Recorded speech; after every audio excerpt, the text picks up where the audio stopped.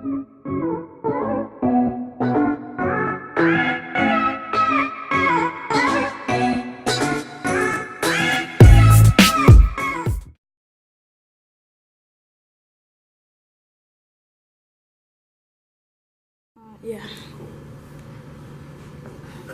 So like when you edit, how do you like add music in without it? Like I know on iMovie you can add music in, but like how do you add what music you want? So dealing with technology, you kind of got to make it work for yourself.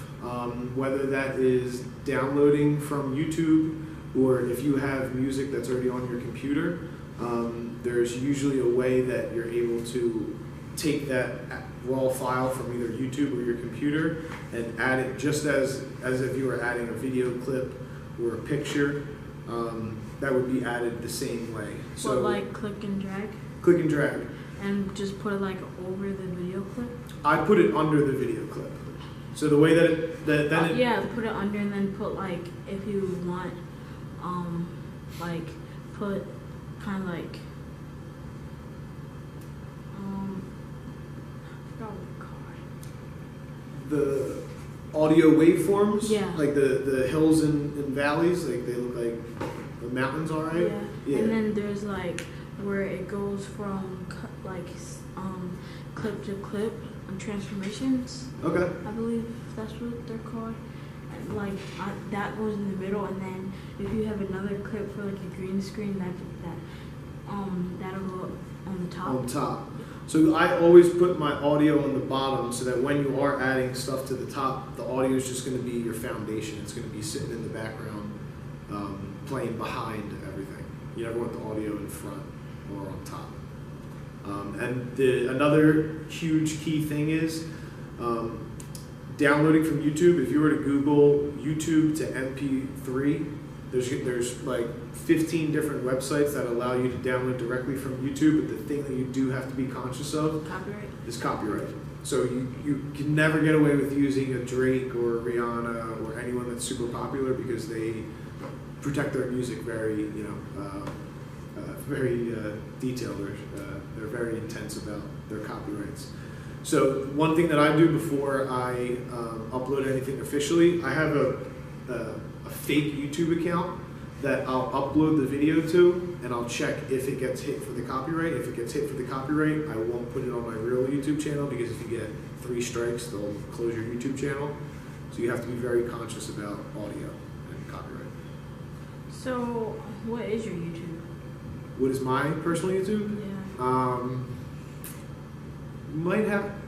I do have a personal YouTube that I kind of keep to myself, just as like my own personal stuff. But for the school, I have Woodbury Herd. This is the channel name. But because you're into skateboarding and stuff, I have some skate videos that I might be able to throw your way. Yeah. So let's keep that on the back burner. Okay. Also, I see you have a green screen. How when did you get the green screen, and where did you get it from, and how much did it cost? So the thing about the green screen is that's one that I bought from this website called B&H Photo. They're like one of the biggest camera equipment distributors around. But you can actually use anything that's green. The reason why, like that cloth right next to Mr. Ramirez was a cloth that I think we bought at Walmart, and it just is that color green. The reason why they use a green screen is because that color green is the most unnatural color, or is the most unlikely color for someone to be wearing. Like normally we don't see people wearing neon green shirts, right? Or technically besides your wristband. Yeah. So the computer, you tell the computer to look for that color green, that specific color green, and then the computer is able to put whatever image it wants over it. So you can buy one of those for $100 at B&H and it'll work, or you can buy a cloth from Walmart for $5 and it'll work. Both, as long as it's green and that consistent color green, the computer will be able to recognize it, and you can superimpose images on the top of it. Also in iMovie, isn't there like if you want to add something in the green screen, do you like just put a photo that you want to add and put it over top of the like video? So in the Adobe, it is that layering thing. In Adobe, we put what you want on the green screen underneath the video that you're working with. So if it's me at the news anchor desk, that would be on the top track, and then the green screen background would be underneath it. But I think maybe for iMovie, it might be opposite. But yes, it is. Those two tracks would be over top of each other, so that the program knows to mash those together, essentially. Do you still use that green screen? Not all the time. Why? It's not access. Would you use it, borrow it? I don't know. Yeah. Are you? Yeah. Are we local? Or are you? I live in Denver. If I know Mr. Ramirez can work, we can work something out. But if you need a green screen, I'm sure we can get you a green screen. Okay. Yeah. Also, what do you use to keep it up like that? So that's a backdrop, just a backdrop holder. It's kind of like a tripod, but it has just extensions that go up. Yeah. And yeah, the clips on the side so that you don't want any wrinkles or inconsistencies in the color, because the wrinkles will make some of it look darker and some of it lighter. So you stretch it out completely thin or completely flat, and that way the computer can read it all. So. But typically, if you just have it, like if I didn't have this whole system there, I would get thumbtacks and just tack it to the wall. Also, you know how like you can make thumbnails and stuff. Mm-hmm. How like if you were to make a video, how would you like make a thumbnail? I know you would take a picture, but like, do you upload it onto your computer and then put it in a file and like edit it and add stuff to it? Yeah, exactly that. So technically, the thumbnails that you're probably talking about have been photoshopped, which is just it's as if you had a desk with the piece of paper or the picture, and you have all different scissors and colors and crayons and erasers, and you literally are just like, oh, I'm erasing that. It's literally that, but digital. So if you had a photo of you in front of your Xbox, but wanted to add the Xbox logo and add your gaming title, your YouTube channel name, and like a subscribe button logo, you would bring it into that program, and then it's literally just the same thing as video editing. You have your picture, that's the foundation, and then you just put layers on top of it. So if you wanted your name at the top of the picture, that would be a layer over top of the original picture, and then you just keep building up as many layers as you need.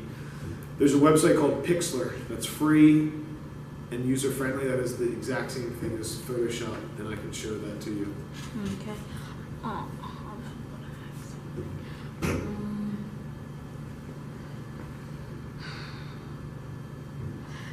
Like, as you started, what tripod did you use? I think the first tripod that I had was like a very crappy $5 Walmart one. Yeah, I had a telescope, and then like I took the telescope off and used the tripod. That's the skateboarding mindset right there. That's the same exact thing. Yeah, but that's even cooler. But yeah, that's cool.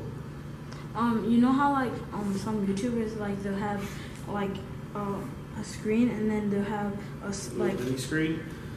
So same exact thing. You would have your first video down there, then you'd have your second video on top. And then because they're layered on top of each other, they're both playing at the same time technically. In the program, especially over here, you can then choose what screen you want to make smaller. And it's literally, you're just clicking, dragging, making it smaller, and it runs right underneath it. But like, also YouTubers, like, they'll have like the video playing, and then like at the bottom, while the video is playing, they have like a small circle of their logo, but like it's in the bottom right corner. Same exact thing as if you had a video and you put a text box over top of it. It's the same exact thing.